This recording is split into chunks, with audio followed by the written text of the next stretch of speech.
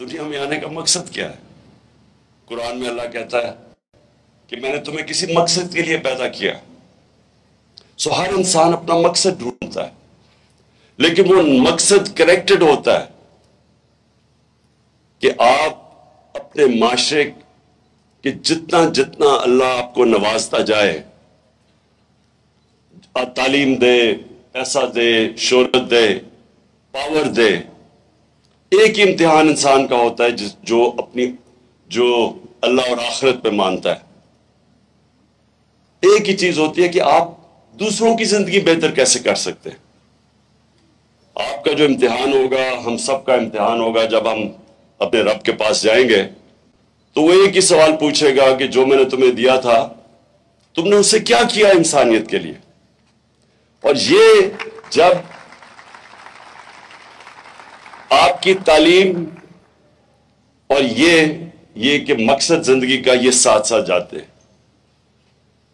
جو علامہ اقبال، جو میں نے بڑا انسسٹ کیا کہ اقبالیات پڑھائی جائے، کیونکہ علامہ اقبال ایسا ایک جینیس تھا جو شاید ہی مسلمان دنیا میں کوئی 400-500 سال تک اس طرح کا جینیس نہیں آیا. تو علامہ اقبال کی جو شاعری ہے وہ سارا وقت کنیکٹ کر رہی ہے انسان کو اوپر والے سے، مقصد زندگی کا. اور اسی مقصد کی زندگی کے اندر یہ بھی ہے کہ اللہ ہمیں، جب آپ لا الہ الا اللہ پڑھتے ہیں تو اصل میں آپ اپنی آزادی کا دعویٰ کر رہے ہیں، کیونکہ صرف آزاد انسان اوپر جاتا ہے. اقبال کا شاہین آزاد ہوتا ہے، زنجیریں توڑ کے وہ اوپر جاتا ہے. تو جو آپ کی ساری سٹرگل بھی ہوتی ہے زندگی کی، وہ یہ زنجیریں توڑنے والی ہوتی ہیں. ایک تو سب سے بڑی زنجیر ہے جہالت کی، جاہل لوگ آزاد نہیں ہو سکتے. تو ایک تو آپ کو تعلیم مل جاتی ہے.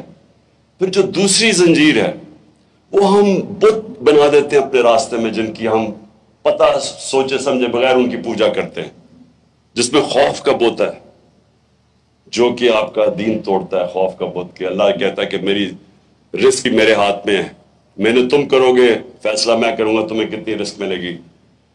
ذلت عزت میرے ہاتھ میں ہے، کوئی تمہیں ذلیل نہیں کر سکتا. اور پھر زندگی موت اس کے ہاتھ میں ہے.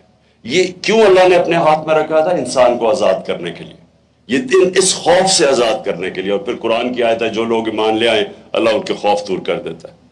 تو جو بھی زندگی میں جس نے بھی بڑے کام کیے ہیں، جو بھی، وہ ہمیشہ آزاد ہوتا ہے.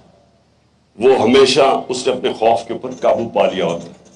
کرکٹر بھی ہے تو جو ہارنے سے ڈرتا ہے یا جو تیز بولر سے ڈرتا ہے، یعنی جب تک وہ خوف کے اوپر قابو نہیں پاتا بڑا کرکٹر نہیں بنتا. بزنس مین ہے جو ڈرتا ہے، نفع نقصان سے ڈرتا ہے، وہ بڑی رسک ہی نہیں لیتا، وہ اوپر ہی نہیں جا سکتا. جو سب سے بڑی میں مثال دیتا ہوں، جو سب سے پہلا آدمی ماؤنٹ ایوریسٹ کے اوپر سب سے اونچے پہاڑ پہ پہنچا تھا، اس سے پہلے سب مر گئے تھے، یا وہ مر گئے تھے یا وہ فیل ہو گئے تھے ماؤنٹ ایوریسٹ پر چڑھنے کے لیے. تو اس نے اپنے خوف کے اوپر قابو پا کے اس نے پھر فیصلہ کیا. لاجک نہیں تھی. جو علامہ اقبال سارا وقت کہتے ہیں کہ عقل کا غلام نہ بنو. عقل تو کہتی تھی کہ اوپر کوئی جو چڑھے گا یا مر جائے گا یا فیل ہو جائے گا. ایمان ہوتا ہے، فیتھ ہوتا ہے جو کہتا ہے میں ادھر جا سکتا ہوں جدھر باقی نہیں جا سکتے. یہ آئیڈیلزم ہوتی ہے، یہ ایمان سے آتی ہے اور یہ اپنے خوف کے اوپر قابو پا کے آتی ہے. تو آپ کے پاس ایک بڑی گولڈن اپرچونٹی ہے. ملک میں اللہ نے سب کچھ دیا. ہماری بدقسمتی ہے کہ ہم کبھی حقیقی طور پہ آزاد نہیں ہوئے. فیصلے کوئی اور کرتا ہے ہمارے، باہر سے ڈکٹیشن آتی ہے. انصاف دوسری چیز آزاد کرتا ہے. انصاف کیا ہوتا ہے؟ رائٹس دیتا ہے، آپ کو حقوق دیتا ہے. جب نبی صلی اللہ علیہ وسلم نے مدینہ کی ریاست سنبھالی تھی تو انہوں نے سب سے پہلے عدل اور انصاف قائم کیا تھا. رائٹس دیے تھے، خواتین کو رائٹس دیے تھے، پہلی دفعہ غلاموں کو رائٹس دیے تھے، اور پہلی دفعہ انصاف دے کے جو معاشرے میں پھر خوشحالی آئی تھی.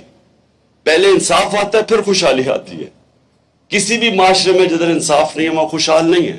ساری آپ ڈیولپنگ ورلڈ دیکھ لیں، ساری ڈیولپنگ، ہر غریب ملک دیکھ لیں، جو بھی غریب ملک ہے اس کے اندر انصاف نہیں ہے، اور جو سب سے خوشحال ملک ہے وسائل کے باوجود وہ خوشحال ہیں کیونکہ وہاں انصاف ہے۔